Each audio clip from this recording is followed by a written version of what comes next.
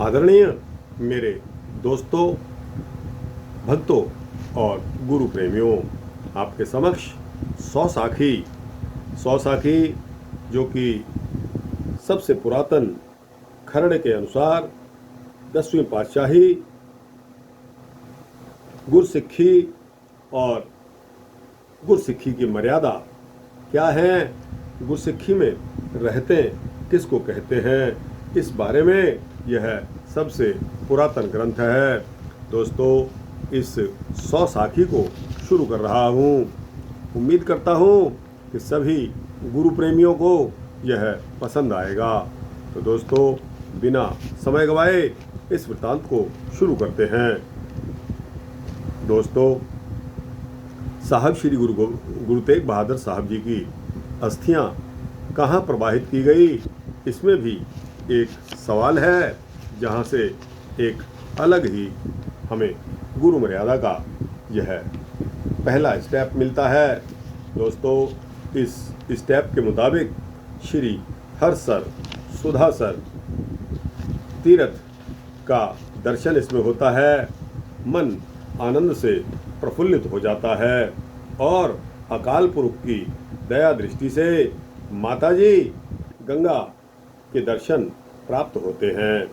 दोस्तों, जपजी साहब का पाठ करके कड़ाह प्रसाद करवाए गए, अरदास करके फूल भी श्री रामसर जी में स्नान करवाकर रावी नदी में प्रवाहित किए गए। बड़ा ही वैराग्य का भरा हुआ दृश्य था। अब आपके दर्शन करने का मन है, ऐसी प्रार्थना लिखकर उसे लिफाफे में बंद करके श्री हिम्मत देव के हाथ में देकर यह कहा कि आप जल्दी जाकर सच्चे पातशाह का दर्शन करो और हम भी 5 दिन तक गुरु महाराज के चरणों की हाजिरी लगाते रहेंगे। हिम्मत देव ने जब ऐसी बात सुनी तो बहुत खुश हुए और दिन रात पैदल चलकर सतलुज नदी को पार करके आनंदपुर साहब जा पहुँचे। सच्चे पातशाह साहब श्री गुरु गोबिंद सिंह के पास जाकर शीश नवाया और भेंट देकर वहां बैठ गए।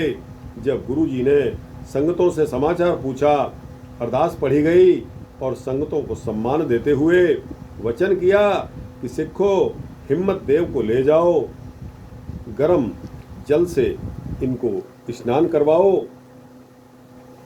कि उसके पश्चात दूध छकाना, ताकि रास्ते की हिम्मत देव की जो थकावट है वो मिट जाए।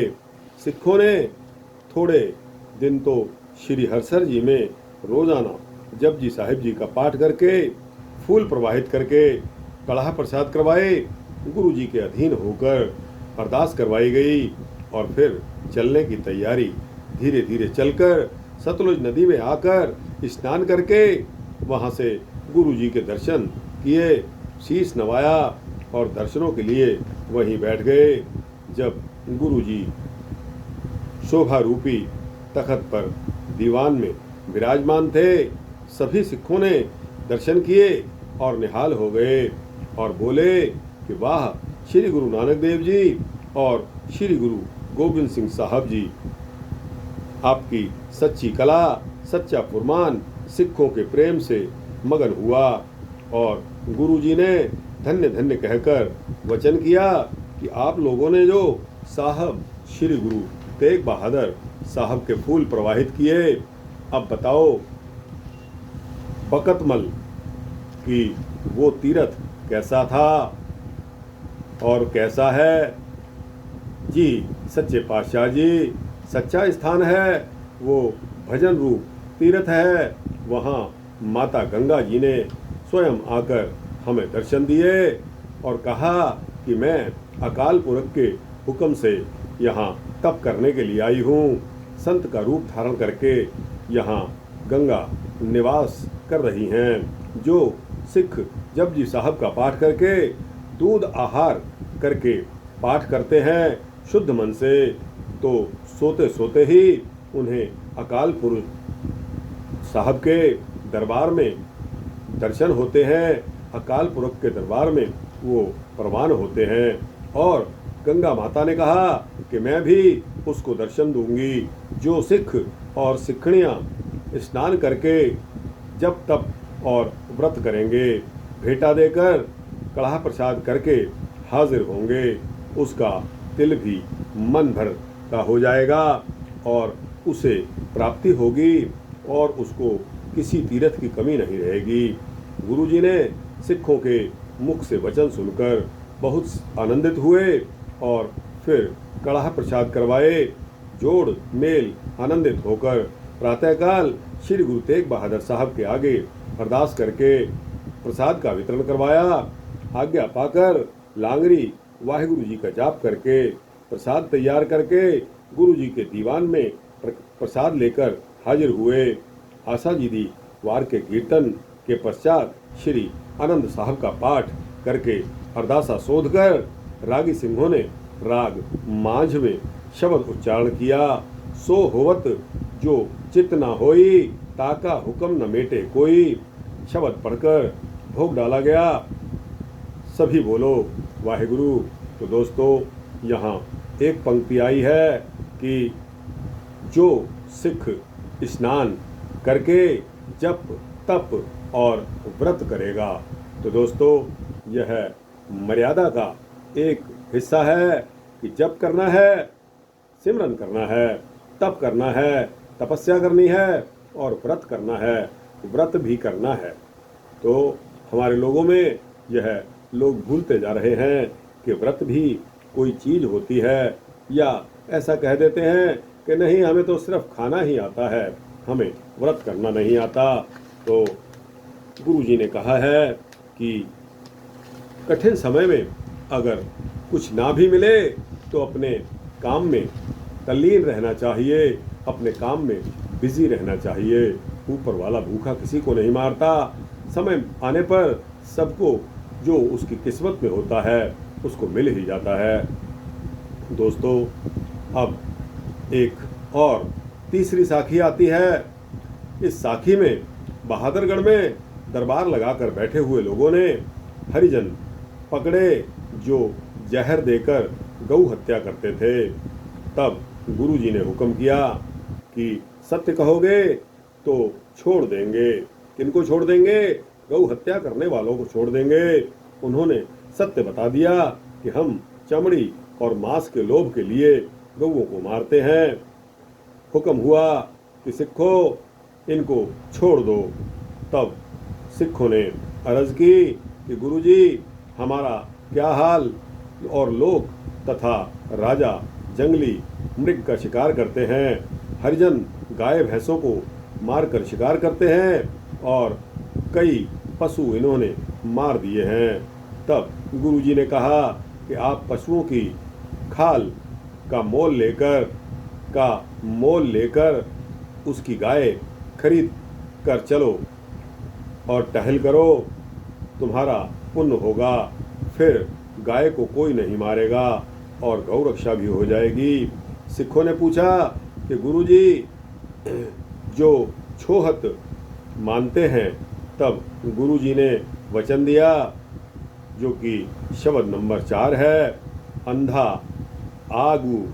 अंधा आगू जेथिए क्यों पाधरू जावे। हरिजन गौओं को जहर देकर चमड़े के लिए मार देते हैं, सो इनको मजदूरी देनी चाहिए, चमड़ी नहीं देनी चाहिए। जो किए गौ हत्या न करा करें। आगे राज ब्राह्मणों का था, जो खत्री वैश्य और शूद्र जो कि सभी लग गए नाम दान स्नान के साधन करने में, तथा उनके तेज में बढ़ोतरी आती चली गई। तो ब्राह्मणों को क्रोध आ गया कि जब तप को छोड़कर उन्होंने कमाई करने के काम शुरू कर दिए। नीचा कर्म करने वालों के पास बहुत सारा धन होता है, नुकसान होए तो बताओ, और फिर गुण अवगुण भी बताने लगे। शब्द यहाँ आया है, नरु मरे नर काम न आवे, पशु मरे 10 काज सवारे। अर्थात नर मर जाता है, इंसान मरता है तो वह किसी काम नहीं आता, और पशु मरता है तो वह लोगों के दसियों काम सवार जाता है। राजा बाबू तब किसी ने चमड़े की छोह नहीं रखी, 4 वर्ण छोहत नहीं रखते। खेती करने वाले कच्चे चमड़े के रस्से वर्तमान में जो बनाए जाते हैं चर से बैठकर इस्तेमाल करते हैं। राजा और क्षत्रिय चमड़े के कमर कस्से बांधते हैं। देवताओं के दरवाजों पर सारंगी, ढपली, ढोलक, तबले जो वर्तमान में बनाए जाते हैं और ब्राह्मणों की जो जूती बनती है, उनको चाहिए कि हरिजनों से चमड़ा लेकर मजदूरी खर्च करके जोड़े बनवाकर सिखों को पहना देवें। विहंगम सिखों को। बोलो श्री वाहेगुरु। एक सिख ने सवाल किया, पूछा कि मैं नूह और लड़की की रीति करूं। गुरु जी ने उत्तर दिया कि सिखा, तू गुरु ग्रंथ साहब का पाठ करवा तो बाल रक्षा होगी, तथा एक रीति और कि बेटियों और नूह धी को पर्दे में रखना होता है। गर्भवान होना उनका दूसरा जन्म होता है। इसमें कई माताएं, कई लड़के बिनस जाते हैं। इसलिए आप शादी का शुक्राना मनाया करो। नाम दान देकर भजन पाठ करवाओ जो कि भला करने वाले हैं। यहाँ चौपाई आई है, सिख गुरु के आज्ञा मानी, साखी भोग जो पाए ज्ञानी। सिख गुरु के आज्ञा मानी, साखी भोग जो पाए ज्ञानी। केसगढ़ को गुरु पधारे, सिंह वाहेगुरु मुखों उचारे। केसगढ़ को गुरु पधारे, सिंह वाहेगुरु मुखों उचारे। दोस्तों, यह साखी यहाँ समाप्त होती है। इसके पश्चात आपके समक्ष चौथी साखी का वृतांत आता है। दोस्तों, यह साखी वृतांत बहुत ही शॉर्ट है, आपको पढ़कर सुना रहा हूँ। दोस्तों, गुरुजी केसगढ़ साहब दीवान लगाकर बैठे हैं और गुरुजी ने हुक्म दिया कि सिखों 5 खंडे ले आओ, हमारे शीश के लिए, सिर के लिए रक्षा के हेतु, और 4 साहिबजादों के लिए 4 खंडे, यानी कि 5 खंडे लेकर आओ। गुरुजी ने खंडे लाने के लिए हस्ताक्षर कर दिए। 1755 चैत्र पहली को सुक्खू भड़ई ने उकरे बड़े प्रेम से खंडे बनाकर ले आए और गुरुजी की दीवान में भेंट किए। गुरुजी देखकर खंडों को बहुत ही प्रसन्न हुए। गुरुजी ने वचन किया कि सिक्खा निहाल और कहाँ है। सिक्खा, ये खंडे मेरा स्वरूप हैं। बहुत दिनों तक ये सिखों को दर्शन देकर इनका उद्धार करेंगे। यहाँ दोहरा आया है, सतगुरु खंडे देख कर होए बहुत कृपाल, दर्शन करके तुरंत ही होवे सिख निहाल। वाहिगुरु का जाप करके जपजी साहिब पढ़े विचार, वाहिगुरु का जाप कर जपजी पढ़े विचार, अमृत खंडे का छके महिमा अपर अपार। सतगुरु खंडे देखकर होए बहुत कृपाल, दर्शन करके तुरंत ही होवे सिख निहाल। वाहिगुरु जी का जाप कर जपजी पढ़े विचार, अमृत खंडे का छके महिमा अपर अपार। साहब श्री गुरु नानक देव जी, बाबा श्री चंद साहब जी, साहब श्री गुरु गोबिंद सिंह साहब जी ने अमृत छकाते समय कहीं भी अमृत में गंगा जल का प्रयोग नहीं किया।